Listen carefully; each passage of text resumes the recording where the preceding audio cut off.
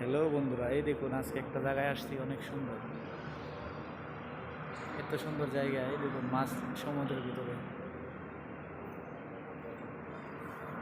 এই দেখুন উট পাখি পিছনে, এই দেখুন অনেকগুলা দৃশ্য। এই দেখুন মাছ সমুদ্রের ভিতরে, এই দেখুন